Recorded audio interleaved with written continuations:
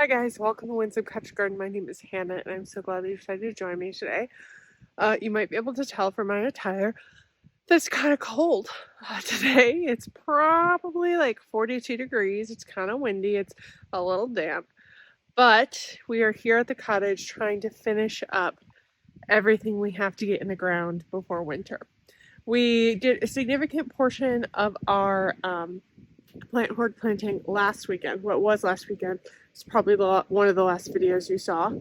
Um, and there was one area that I just ran out of time to get to, which is an area behind our garage. As you might be able to tell, you can also tell probably that the color here is glorious right now. I'm really just grateful I was able to slide this planting in around rainstorms because it's been raining significantly. Yeah, I'm hoping that the 3 layers of long sleeve shirts I have are sufficient. We shall see. Let me kind of show you what we're working with in this area and some of the things that we're going to want to be adding in this last video. So I kind of indicated we are along the back side of our garage. This is a bed that we worked on planting last year. We did move these 3 Rugosa roses here earlier this year. This is the west side of our garden, but it is kind of in an area that receives a short, intense blast of sunlight. Not too much. To be honest, it's not so much that full sun plants love it, but it's one that part shade plants can definitely handle. Like for instance, you can see here, these anemones are still looking rather beautiful. These roses are looking sad.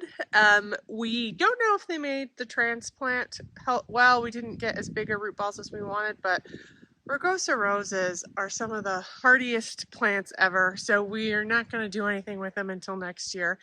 And maybe then it might not even be till June or July. And if they haven't made a comeback then we'll say, okay, they're dead. But I don't know if they're fully dead yet, though we can agree they don't look hot right now.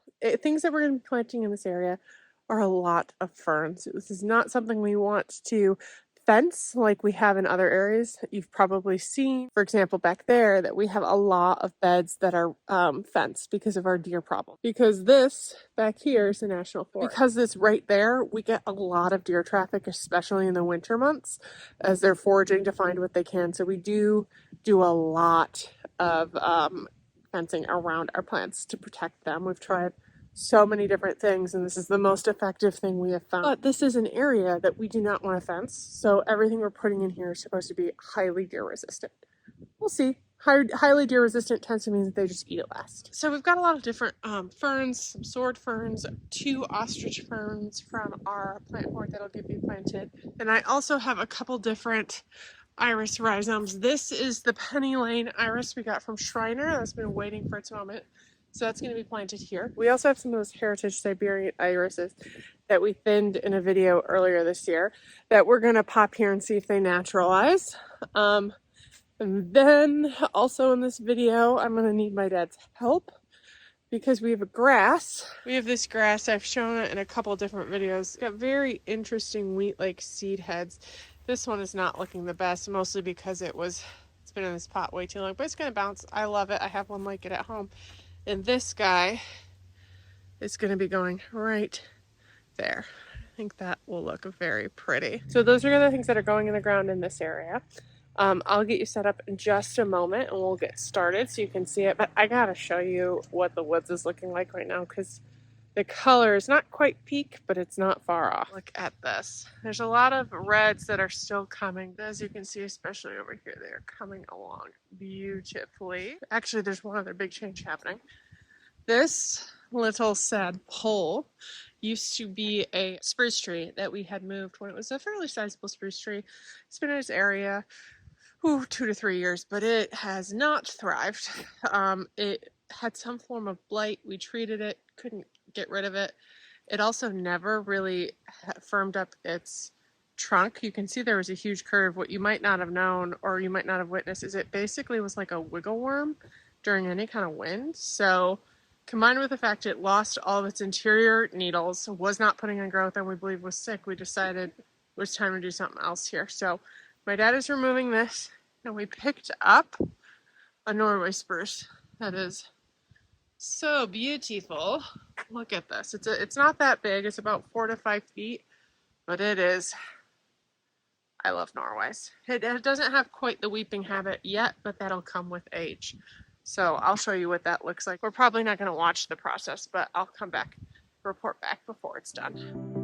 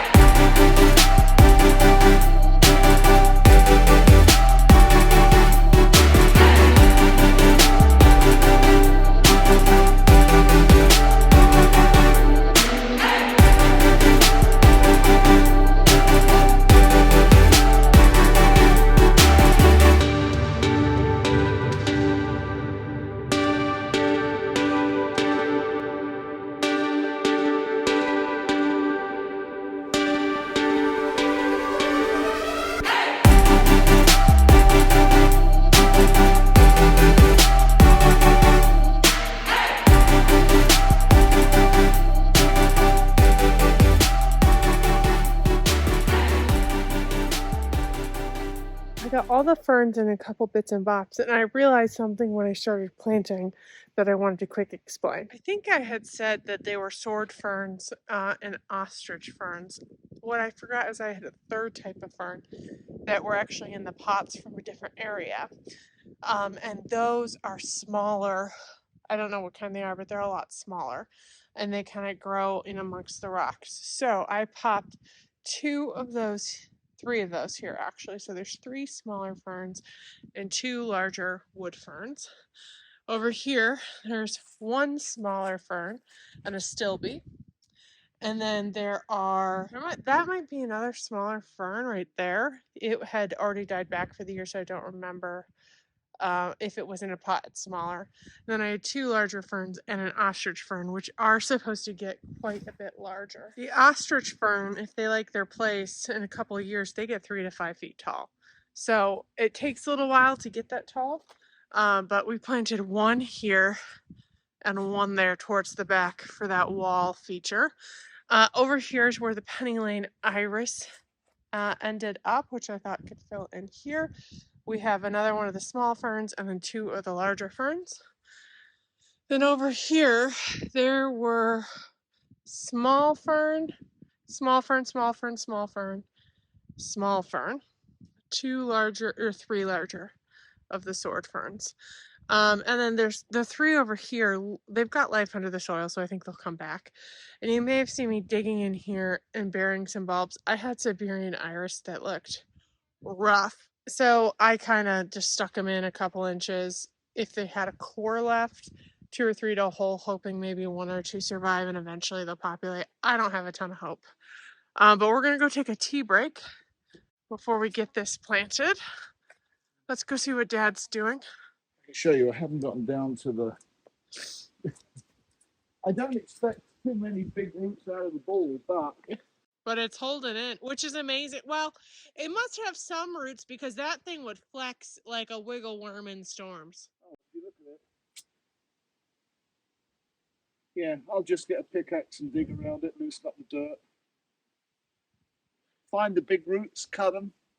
And then haul it out. Chain to it and drag it out of here. So was my crabapple easier to get out? Your crabapple, oh yes. Your crabapple wasn't deeper than this. Interesting. As I said, I'm a foot down and I'm only just finding the crate. Interesting.